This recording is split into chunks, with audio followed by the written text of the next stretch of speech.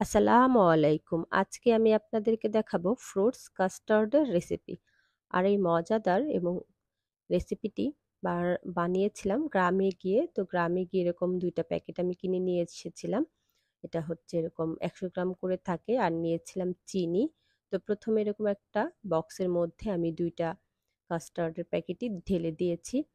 আর এখানে হচ্ছে আমি ইচ্ছামতো পানি নিয়েছি। তো আপনারা ১ কাপের মতো পানি নিয়ে তারপরে এই ২ টা প্যাকেট দিয়ে এটা খুব ভালো করে নেড়েচেড়ে মিশিয়ে নিবেন। এটা কিন্তু এই যে নিচে এরকম একটু শক্ত, শক্ত ১ম এ লেগে যায় পানির সাথে।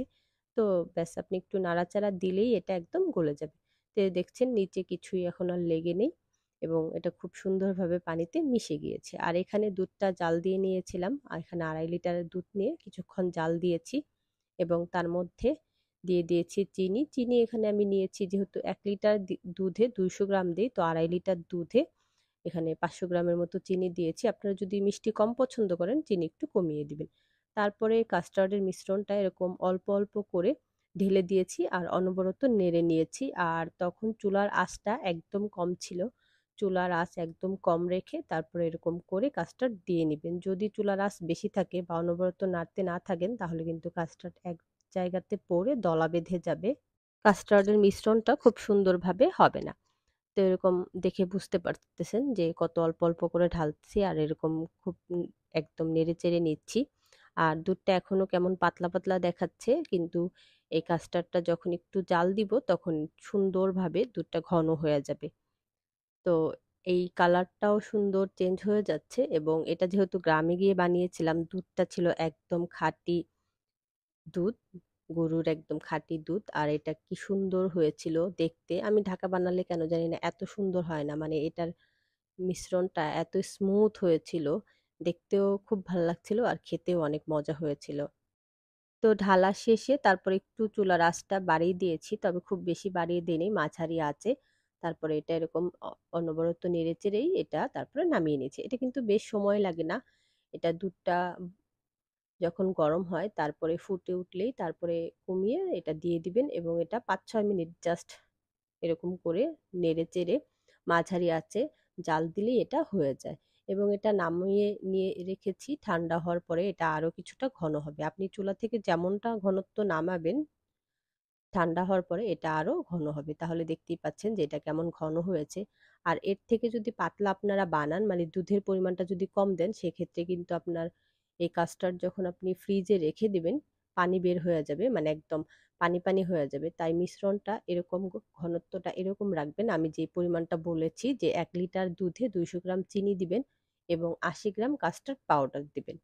এই পরিমাণ অনুযায়ী আপনারা বানাবেন তাহলে দেখবেন মিশ্রণটা এই যে এরকম সুন্দর হবে। আর আপনি যখন এটা বানিয়ে রেখে দিবেন নরমাল ফ্রিজে ২-৩ দিনও ভালো থাকবে। এটা একদম পানি বের হবে না বা আপনার কাস্টার্ড নষ্টও হবে না।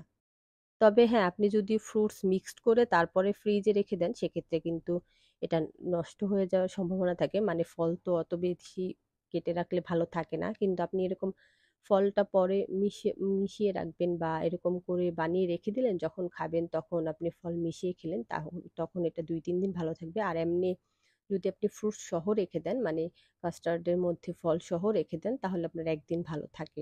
মানে এটা হচ্ছে ফলের উপর নির্ভর করে আপনার ফলটা ভালো থাকবে কি থাকবে না এরকম। তো আশা করছি বুঝতেই পেরেছেন। তো আমি এখন এখানে আমার বাদবাকি যে ফ্রুটস গুলো ছিল ওগুলো মিশিয়ে নিব। এখানে ৩ রকমের ফল নিয়েছি আপেল, আঙুর এবং বেদেনা। আর এগুলো আমি ছোট, ছোট করে কেটে নিয়েছি। দেখে নিশ্চয়ই বুঝে নিয়েছেন। কারণ হচ্ছে এটা যখন মুখে দেব যদি খুব বড় হয় তাহলে এটা খেতে খুব একটা খেয়ে স্বাচ্ছন্দ্য বোধ হয় না। তো এরকম করে সবগুলোকে একই সাইজের আমি কেটে নেওয়ার ট্রাই করেছি। আর সবগুলো একই পরিমাণে দিয়েছি। খুব বেশি কম বেশি দেইনি। তাহলে দেখা যাবে যে একটা অনেক বেশি আছে, একটা কম আছে। এটা খুব একটা খেতে ভালো লাগে না আমার কাছে। তো সবগুলো যেকোনো ফলই দিবেন ওগুলো সবগুলো পরিমাণে রাখার ট্রাই করবেন। আর আপনাদের যেগুলো পছন্দের ফল থাকে ওগুলো দিয়ে দিবেন। তো এগুলো মোটামুটি সবসময়ের জন্যই পাওয়া যায়। একদম কোনো সিজন লাগে না। আর মোটামুটি এগুলো সবাই পছন্দই করে এই ফলগুলো। তো এগুলো দিয়েছি আর দেখতেও এত সুন্দর লাগে। ৩ টা ৩ কালারের আর কাস্টার্ডটা আরেক কালারের, সবকিছু মিলিয়ে দেখতে অনেক সুন্দর হয় এবং খেতেও অনেক মজাদার হয়। তো এই যে আমি এখন এটা সবগুলো সুন্দর করে নেড়েচেড়ে মিশিয়ে নিলাম। এখন এটা পরিবেশনের পালা। এটা যদি আপনারা মনে করেন যে আপনারা বাটিতে দিবেন, তাহলে এখান থেকে নিয়ে, নিয়ে বাটিতে দিয়ে তারপরে আপনারা উপরে আরো কিছু এরকম সুন্দর করে ফল ছিটিয়ে দিতে পারেন। বা যদি মনে করেন যে এরকম বড় একটা বোল সবার সামনে নিয়ে যাবেন, পরে ওখান থেকে সবাই নিয়ে নিবে। সেক্ষেত্রে এরকম উপরে কিছু ফল ছিটিয়েও তারপরে আপনারা টেবিলে রাখতে পারেন, সবাইকে খেতে দিতে পারেন। তো আমি হচ্ছে উপরে এরকম সুন্দর করে একটু সাজিয়ে নিয়েছিলাম। তবে আমি শুধু বেদানাগুলো রেখেছিলাম, পরে মিস করেছি যে আমি যদি আপেল আঙুরও রেখে যদি উপরে দিয়ে দিতাম তাহলে এটা আরো অনেক বেশি সুন্দর হতো। তো দেখতেই পাচ্ছেন যে দেখতে কত সুন্দর হয়েছে এবং খেতে তো অবশ্যই মজাই হয়েছে। আর অবশ্যই বাসায় এটা ট্রাই করে তারপরে জানাবেন যে এটা আসলে কতটা মজাদার লেগেছে আর রেসিপিটা কেমন লেগেছে। আল্লাহ হাফেজ।